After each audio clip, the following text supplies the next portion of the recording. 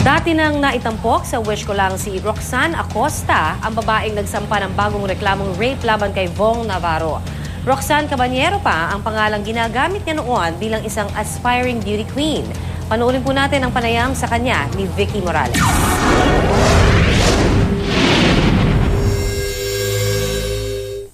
Singningning ng kanyang korona ang kasikatan. Sangkatutak na fans na ang nice lamang ay mapicturan ang beauty queen. Pero teka, si Venus Rana nga ba talaga ito?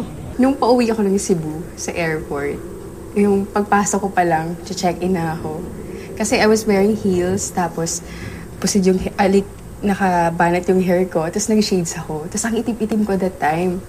So nung papasok na ako, nagtingin na lahat isang pamilya. So, teka, si Venus ba yun? So, hindi ako si Venus. Tapos nag-start na sila nagpa-picture sa akin. Sabi ko, okay, hindi na ako magsasalita. Nanggaling sa pamilyang sumasali sa mga beauty contest at inang titulada rin bilang beauty queen sa kanilang lugar. 16 na taong gulang pa lang daw noon si Roxanne nang isabak sa mga modeling at beauty competition.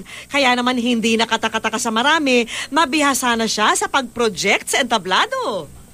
First pageant ko, I joined Miss Mandaue, 2006. And then, top 10 lang ako doon. Kasi that's my first time eh. And then the next, yung Miss Danao, nanalo ko doon, second runner-up.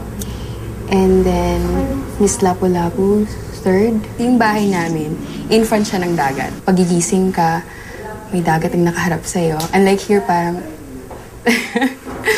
may ano talaga, puro bus, puro jeep, ingay ang niririnig ko, so hindi ako nare-relax. As for Roxanne Caballero, syempre, ready akong haharapin lahat ng mga challenges or mga trials sa buhay ko.